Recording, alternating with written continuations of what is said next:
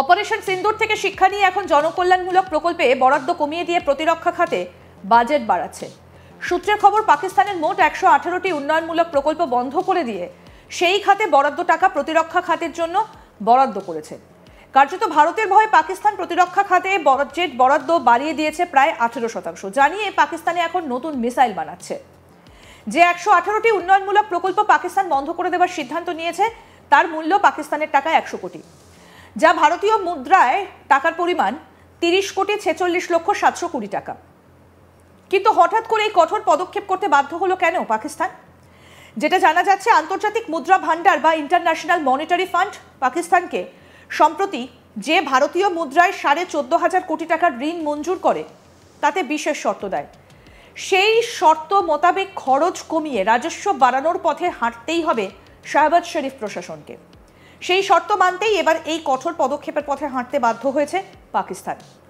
উল্লেখ্য, 10ই জুন পাকিস্তানের বাজেট পেশ। তার আগেই IMF এর শর্ত মানতে রীতিমতো কোমর বেঁধে নেমে পড়েছে পাকিস্তান। পাকিস্তানের প্রথম সারির সংবাদপত্র দ্য ডনে প্রকাশিত একটা পোস্ট অনুযায়ী ঋণ দেওয়ার সময় নাকি IMF পাকিস্তানকে বলে দিয়েছিল কি পরিমাণ ঘাটতি রয়েছে এবং অন্য দেশের কাছে কত ঋণ রয়েছে তা স্পষ্ট করতে হবে দেশের বাজেটে। বর্তমানে 2025-26 অর্থবর্ষে আসন্ন বাজেটে উন্নয়নের জন্য মাত্র 880 বিলিয়ন টাকা, অর্থাৎ ভারতীয় টাকায় প্রায় 26,400 কোটি টাকা বরাদ্দ করা হয়েছে। উন্নয়নমূলক প্রকল্পের জন্য বাজেট বরাদ্দ কমানোর সিদ্ধান্তটা এমন এক সময় এসেছে যখন ফেডারেল সরকার প্রতিরক্ষা বাজেট বাড়ানোর পরিকল্পনা করছে বলে খবর পাওয়া গেছে। ভারতের সঙ্গে সাম্প্রতিক সামরিক উত্তেজনা এবং নয়াদিল্লির সিন্ধু জল চুক্তি স্থগিত করার কথা উল্লেখ করে কর্মকর্তারা প্রতিরক্ষা বাজেট বাড়ানোর পরিকল্পনাটা ভাগ করে নিয়েছেন। পেহেলগামে জিহাদি হামলার পরপরই পাকিস্তানের জোট সরকার পরবর্তী বাজেটে প্রতিরক্ষা ব্যয় 18% বৃদ্ধির অনুমোদন দিয়েছে। পাকিস্তান মুসলিম লীগ নওয়াজ তার নেতৃত্বাধীন সরকার তার প্রধান মিত্র PPPর সঙ্গে প্রায় 17.5 ট্রিলিয়ন মূল্যের নতুন বাজেট কাঠামো ভাগ করে নিয়েছে।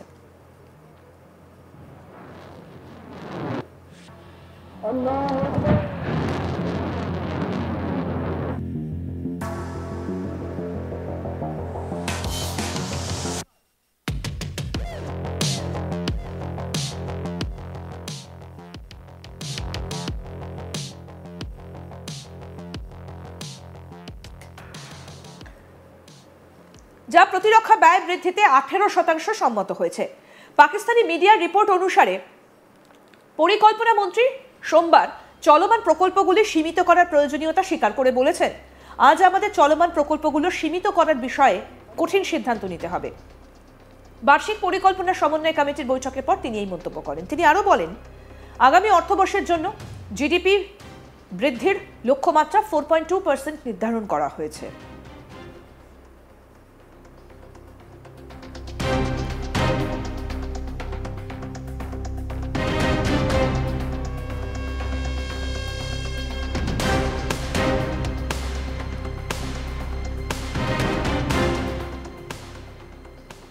IMF এর বারবার ঋণের ফলে পাকিস্তানের অর্থনীতি টিকিয়ে রাখায় বিশ্ব ঋণদাতা সংস্থা আগামী বছরে পাকিস্তানের অর্থনৈতিক প্রবৃদ্ধির হার 3.6% এবং মুদ্রাস্ফীতি 7.7% হওয়ার পূর্বাভাস দিয়েছে বলে জানা গিয়েছে। এদিকে দেশের এই ঋণগ্রস্ত হয়ে পড়ার পেছনে প্রাক্তন প্রধানমন্ত্রী ইমরান খান সরকারকেই দায়ী করেছে বর্তমান শাহবাজ শরীফ সরকারের উন্নয়ন এবং পরিকল্পনা মন্ত্রী আহসান ইকবাল। প্রসঙ্গত বলি, 2018 থেকে 2022 সাল পর্যন্ত ক্ষমতায় ছিলেন ইমরান খান। তিনি একাধিক ঋণের কথা উল্লেখ করেছেন এবং ভারী মুদ্রাস্ফীতির কারণে নীতিগত হার 23% পর্যন্ত বেড়েছে বলেও জানান। ডন পত্রিকায় দেওয়া এক সাক্ষাৎকারে ওই মন্ত্রী বলেন, ঋণ পরিশোধ করা আমাদের ব্যয়ের 55% হয়ে দাঁড়িয়েছে। ফলস্বরূপ এটি আমাদের উন্নয়ন বাজেটের ওপর প্রভাব ফেলেছে। মন্ত্রী পাকিস্তানি গণমাধ্যমকে আরও বলেন যে 2018 সালে PMLN সরকার যখন ক্ষমতাচ্যুত হয় তখন প্রতিরক্ষা এবং উন্নয়ন উভয় বাজেটই ছিল 1 ট্রিলিয়ন, অর্থাৎ 1000 কোটি পাকিস্তান রুপি। ব্যয়ের আরও বিশদ বিবরণ দিয়ে ইকবাল উল্লেখ করেছেন যে জ্বালানি, জল, পরিবহন এবং পরিকল্পনার অবকাঠামোগত প্রকল্পগুলোর জন্য 664 বিলিয়ন বরাদ্দ করা হবে। জ্বালানি, জল, মহাসড়ক খাতকে অগ্রাধিকার দেওয়া হবে। পাক অধিকৃত কাশ্মীর এবং গিলগিট বালুচিস্তান সহ বিশেষ অঞ্চলগুলো 63 বিলিয়ন রুপি পাবে বলে জানা গিয়েছে, যেখানে খাইবার পাখতুনখোয়ার একীভূত জেলাগুলিকে 70 বিলিয়ন রুপি বরাদ্দ করা হবে বলে আশা করা হচ্ছে। মন্ত্রী পাকিস্তানের রপ্তানি এবং রেমিটেন্স লক্ষ্যমাত্রার উপরও জোর দিয়েছিলেন। রপ্তানির জন্য $35 বিলিয়ন এবং বিদেশি রেমিটেন্সের জন্য $39 বিলিয়ন লক্ষ্য নির্ধারণ করেছিলেন। আন্তর্জাতিক দান এবং ঋণের উপর নির্ভর করে পাকিস্তান টিকে থাকার সঙ্গে সঙ্গে তার প্রতিরক্ষা বাজেট বৃদ্ধি পাচ্ছে এবং উন্নয়নমূলক প্রকল্পগুলো সবথেকে বড় ক্ষতির কারণ হয়ে দাঁড়াচ্ছে।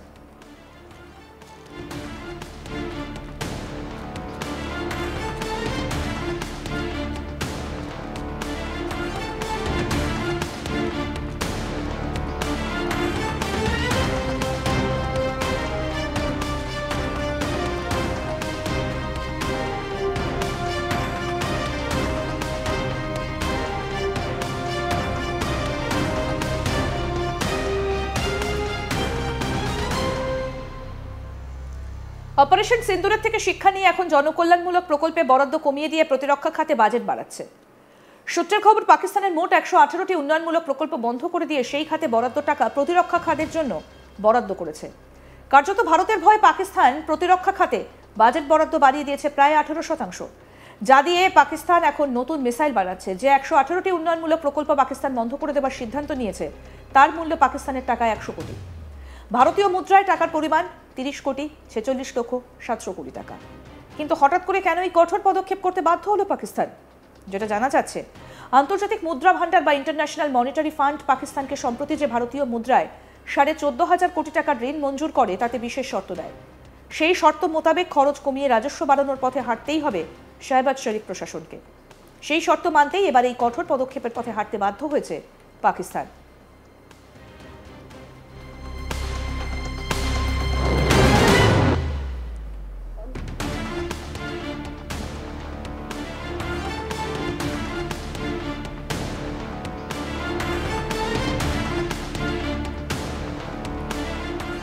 উল্লেখ্য, 10ই জুন পাকিস্তানের বাজেট পেশ। তার আগেই IMF এর শর্ত মানতে রীতিমতো কোমর বেঁধে নেমে পড়েছে পাকিস্তান। পাকিস্তানের প্রথম সারির সংবাদপত্র তার ডনে প্রকাশিত একটা পোস্ট অনুযায়ী ঋণ দেবার সময় নাকি IMF পাকিস্তানকে বলে দিয়েছিল কি পরিমাণ ঘাটতি রয়েছে এবং অন্য দেশের কাছে কত ঋণ রয়েছে তা স্পষ্ট করতে হবে দেশের বাজেটে। বর্তমানে 2025-26 অর্থবর্ষে আসন্ন বাজেটে উন্নয়নের জন্য মাত্র 880 বিলিয়ন টাকা, ভারতীয় টাকায় প্রায় 26,400 কোটি টাকা বরাদ্দ করা হয়েছে। উন্নয়নমূলক প্রকল্পের জন্য বাজেট বরাদ্দ কমানোর সিদ্ধান্তটা এমন এক সময় এসেছে যখন ফেডারেল সরকার প্রতিরক্ষা বাজেট বাড়ানোর পরিকল্পনা করছে বলে খবর পাওয়া গেছে। ভারতের সঙ্গে সাম্প্রতিক সামরিক উত্তেজনা এবং নয়াদিল্লির সিন্ধু জলচুক্তি স্থগিত করার কথা উল্লেখ করে কর্মকর্তারা প্রতিরক্ষা বাজেট বাড়ানোর পরিকল্পনাটা ভাগ করে নিয়েছেন। পেহেলগাম জিহাদি হামলার পরপরই পাকিস্তানের জোট সরকার পরবর্তী বাজেট প্রতিরক্ষা ব্যয় 18% বৃদ্ধির অনুমোদন দিয়েছে। আরও আপডেট পেতে দেখতে থাকুন আজ তাক বাংলা। সাবস্ক্রাইব করুন, নোটিফিকেশন পেতে বেল বাটন অপশন প্রেস করুন, হোয়াটসঅ্যাপেও ফলো করুন আজ তাক বাংলা।